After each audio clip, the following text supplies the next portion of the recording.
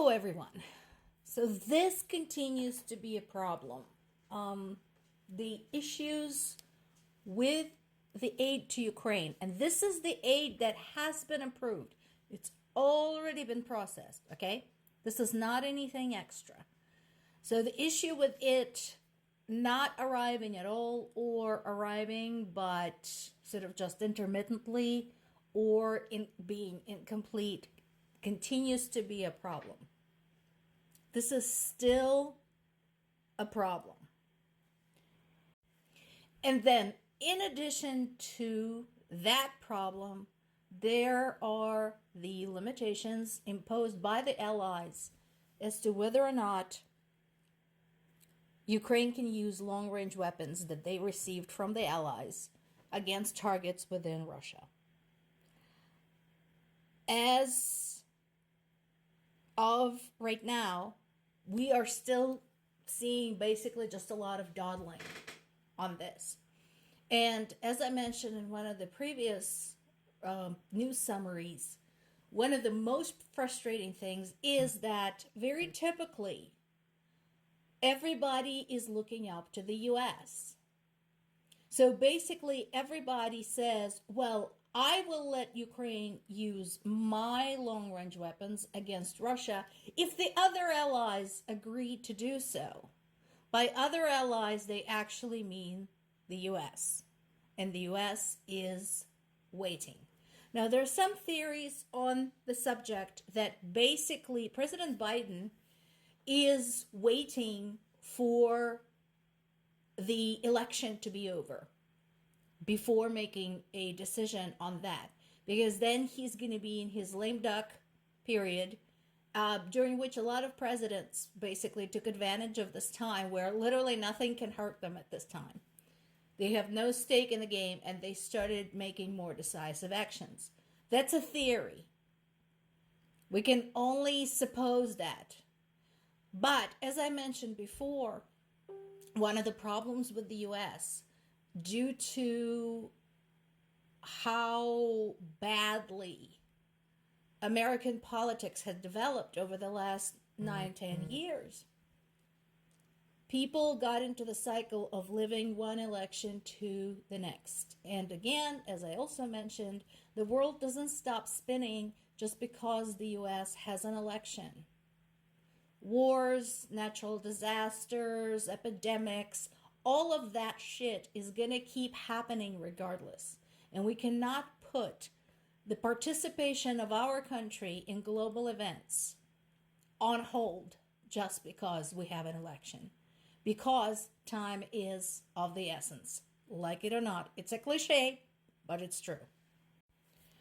There's a good piece on CBS talking about implications of Ukraine's foray into the Russian territory. And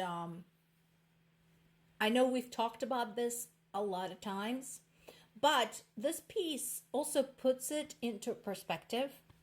Again, encouraging everybody to consider how much Ukrainian territory Russia is currently keeping under control and how much territory Ukraine is keeping under control in Russia. So the first part there, again, talks about both the practical and psychological aspects of the Kursk operation, which still continues, by the way. And basically the element of surprise, the very quick progress, overwhelming Russia's poorly trained and poorly armed, sometimes completely untrained and completely unarmed border guards and troops on the ground, and so on and so forth. But again, they also include a very good picture to show how small that area is. Here we go. See the tiny little yellow spot. And in the bottom right corner, in pale pink, you see the beginnings of the area controlled by Russia. So that's just like the top of it, the tip of the area. So, while it's true that the Kursk operation provided some bargaining leverage to the Ukrainians, and it had a tremendous psychological effect on Russian population because suddenly war was delivered to their doorstep, and they didn't expect that, despite all of the evidence pointing to the contrary. So that is still tiny. So mostly it was really just kind of a show of force, kind of a yes, we can type of thing. And this is a very good point. Many historians, political scientists, military experts are saying that where the war is at right now, basically Putin has nowhere to move. Ukrainians are continuing to resist violently, staunchly, and with Ukrainians' attacks deep inside Russia, the hits against military bases, military airfields, oil refineries, ammo storages, etc., people are getting jumpy. As of yesterday, one of the polls conducted in Russia showed that about 47 or 48% of Russian population is now against the war in Ukraine. So people are beginning to understand that nothing is without consequences. They're not welcome there. And this is going to continue affecting their lives personally, now that Ukrainians have demonstrated that they can, in fact, deliver hits deep inside Russia. Putin is trying to wear out Ukrainians and trying to wear out Ukrainians' allies, hoping that political changes eventually result in the end of aid to Ukraine. That's what he's hoping for. But he can't stop, he can't admit defeat, he can't withdraw, and as of right now, as of right this moment, he can't win decisively either.